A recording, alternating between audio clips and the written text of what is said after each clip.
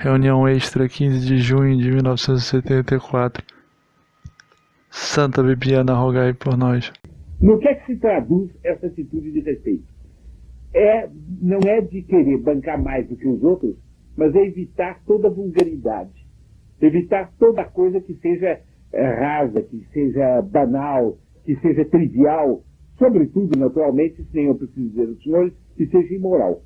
Quer dizer, a pessoa compreender que para ela, que tem uma vocação especial, que foi chamada de modo especial, não é tudo que convém, mas que ela deve, em face das coisas, tomar uma atitude de certa distância, de compostura, de dignidade. Portanto, sempre maneiras corteses. Nunca brincadeiras de dar um tapa nas costas de um, falando como vai, ou de entrar numa sala de aula fazendo brincadeira e dando gargalhada, ou de dizer, de contar piadas, ou de fazer careta, ou de nada disso. Mas sempre uma atitude composta, uma atitude digna, uma atitude não de quem está se comparando com os outros, mas de quem está olhando para a dignidade que Deus pôs em si. E dizer, eu me respeito, não porque os outros me respeitam, mas eu me respeito porque Deus me respeita. Deus, nosso Senhor, é infinito, chamou-me para ser dele dessa maneira, eu devo me respeitar a mim mesmo. Isso supõe, meus caros, uma vigilância assídua, mas isso torna a pessoa sumamente atraente. Ao menos atrai aqueles que nós queremos atrair. Por quê? Os senhores imaginem que os senhores entram num lugar e os senhores encontram uma porção de gente comum, banal, etc. De repente encontram um rapaz que tem uma atitude distinta, uma posição composta e um trato que é um trato elevado. Nunca emprega, por exemplo, uma palavra de gíria.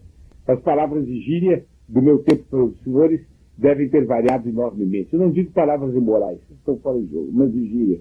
No meu tempo dizia-se uma porção de palavras que devem ter morrido. Frege, baita, cutuba, nem sei quanta outra coisa assim. Bem, não sei se alguma delas ainda vive hoje. Bem, em 50 anos, muitas coisas dessas morrem. Bem, mas hoje deveria haver uma série de outras palavras assim. Evitar essas palavras, nunca dizê-las. Né? Vocês imaginam um rapaz assim, a gente nota nele uma coisa de diferente dos outros e uma coisa de discretamente mais elevada. É como se ele tivesse dentro de si algo que a gente não decifra à primeira vista, que dá uma certa curiosidade de conhecer. Os que têm senso de observação, os que têm uma certa capacidade de análise, vão procurar aquele, vão ver o que é. Ele tem alguma coisa para dar. O que é que ele dá? Ele dá a sua superioridade, ele dá a sua distinção, a sua sacralidade. As pessoas que tratam com ele sentem que participam de algum modo da elevação que ele tem, da distinção que ele tem. Que não é uma distinção pretensiosa, como quem quer esmagar os outros, mas pelo contrário, é uma distinção generosa, que eleva os outros com quem trata, dignifica os outros com quem trata. Para isso, me seja dito de passagem, me seja dado dizer de passagem, conviria muito os senhores prestarem atenção nas aulas de português e procurarem ter um português que seja pelo menos um pouco melhor do que esse portuguesinho comum de 200 palavras que vou falar aqui. Me dá aquela panela, eu quero um relógio, que horas são, essas coisas assim. Mas aprender a nossa língua, isso eles vão conseguir apenas aos poucos. Mas a nossa língua é uma língua riquíssima em palavras. Aprenderem a usar palavras que não são as palavras inteiramente chãs, com que se exprime o primeiro homem que está andando pela rua. Mas são palavras que todo mundo entenda, mas são palavras de uma certa elevação, são um pouco acima do que todo mundo diz. Eu me lembro que quando eu era pequeno, eu tive muito empenho nisso. Eu tinha um tio que conversava muito bem, e tinha um vocabulário elevado, nobre, distinto. Quando eu estava perto dele, eu estudava o modo de ele se exprimir e aprender as palavras que ele usava. Mas com cuidado de não usar as palavras que da minha geração tivessem caído fora de uso. Porque nada é mais ridículo do que uma pessoa empregar na conversa uma palavra que caiu fora de uso. Não só na conversa, mas em sermão, em conferência, em tudo, empregar palavras fora de uso É perfeitamente ridículo. Mas empregar palavras que todo mundo entenda, mas que não são vulgares. Senhores, eu estou falando com os senhores aqui. Estou falando que os senhores percebem com muita intimidade. Mas os senhores vão de notar que na construção de minha frase, no vocabulário que eu estou usando, não entra o linguajar de todo mundo todos os dias. É um linguajar que eu imagino que os senhores estejam entendendo todos, mas é um linguajar escolhido. Não há uma palavra que não seja escolhida.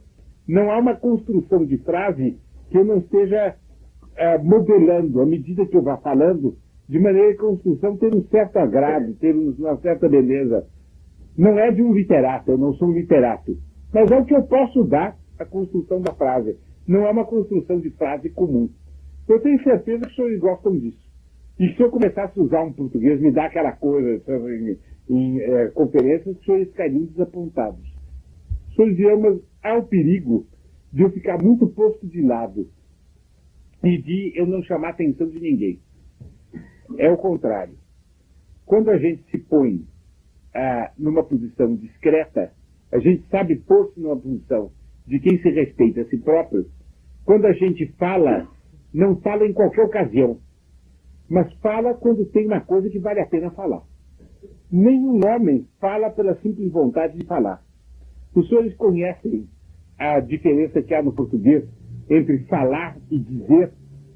Quem conhece queria me explicar qual é essa diferença? Quem é que gostaria de me pôr a distinção entre falar e dizer? A gente pode dizer algo sem falar nada? Por exemplo, pode-se dizer algo pelo olhar?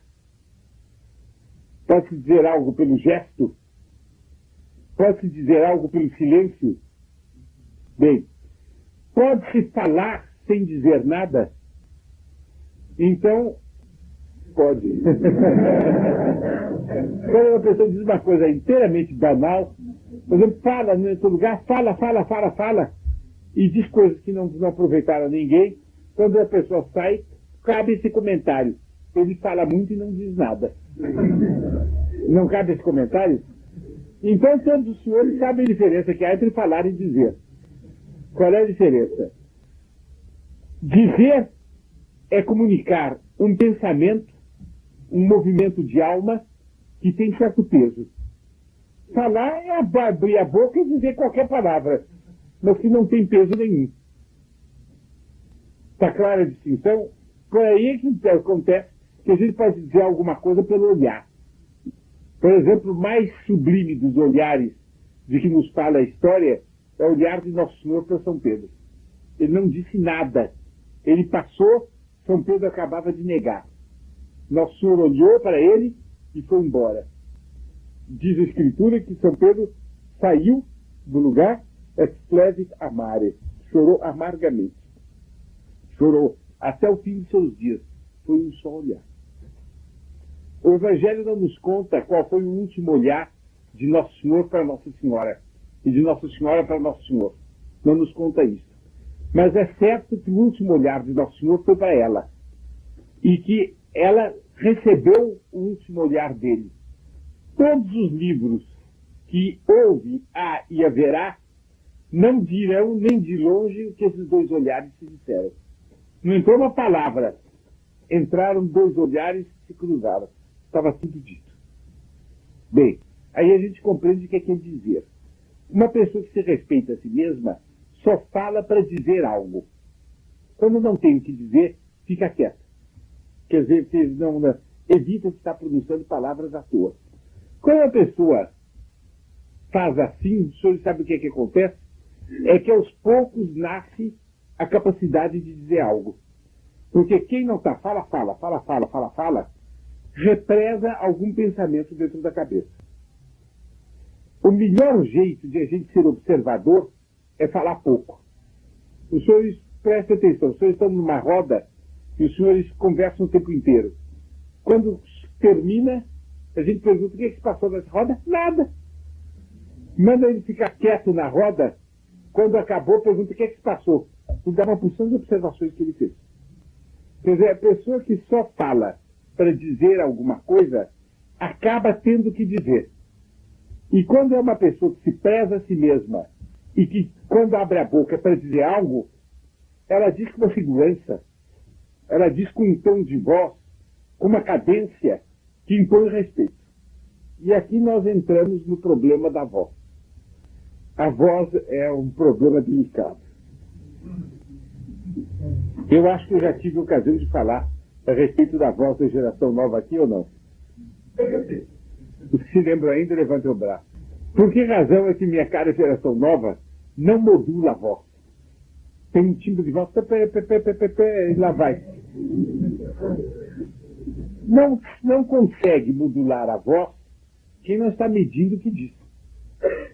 Porque, propriamente, o modo de modular a voz é medir o que diz. Por exemplo, eu disse agora, propriamente, estou dizendo por que eu sentei propriamente. Porque era próprio, né? Quer dizer, a bem dizer é para realçar uma coisa, né? Agora, involuntariamente, a palavra realçar eu realcei. Mas por quê? Porque eu estou medindo tudo que eu digo. Como eu queria que os apóstolos da causa ultramontana soubessem medir o que dizem, conhecessem o alcance de cada palavra que estão pregando. A voz muda, ela toma corpo, ela cai com uma segurança, com uma sonoridade, com uma importância de um toque de sino. Vocês já viram numa praça de aldeia ou de cidade, onde há um sino, né? Toca assim, bam, domina todos os rumores. Ao menos para quem não é cretino, domina até o rumor mecânico. Tocou o sino. Aconteceu qualquer coisa, não é verdade? Assim é a voz daquele que se equipa, que se prepara pensando. O senhor diz, mas doutor Clínico, então não é para amanhã. Não, era para ontem.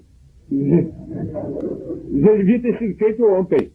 Eu estou ensinando os senhores a começarem a praticar. Os senhores nem tudo poderão aproveitar para amanhã. Mas aproveitarão alguma coisa para amanhã, para depois de amanhã.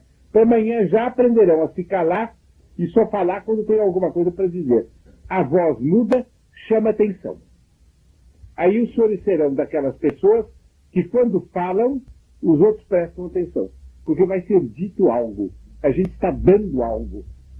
Porque dizer é dar. Sempre que a gente diz algo, a gente dá algo. E no fundo, todo mundo tem consciência que dizer algo é mais do que distribuir dinheiro. E é sobretudo mais do que distribuir sorrisinhos. É ser plenamente varão, plenamente homem. Nesse sentido, eu termino esta parte da exposição acentuando o seguinte, que os senhores devem tender a ser o mais possível maduros. A nossa época tem uma ideia completamente errada a respeito disso. E acha que o bonito é o menino ficar criança o maior tempo possível. O moço ficar moço o maior tempo possível. E o velho evitar de ficar cadáver quanto tempo possível. É uma espécie de fuga do futuro, como quem inverte a ordem natural das coisas. A ordem natural é a seguinte: quem é menino tem desejo de ficar moço. Quem é moço tem desejo de ficar homem maduro. Quem é homem maduro tem desejo da plena maturidade. E quem chegou à plena maturidade tem desejo do céu.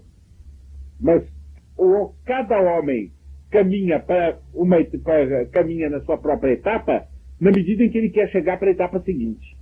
Eu lhes garanto que, por esta forma, os senhores farão apostolado, porque os senhores saberão atrair, os senhores terão que dar. Bem, para isso, os senhores devem querer dos outros que os outros respeitem os senhores. E este é o modo de uma pessoa se fazer respeitar.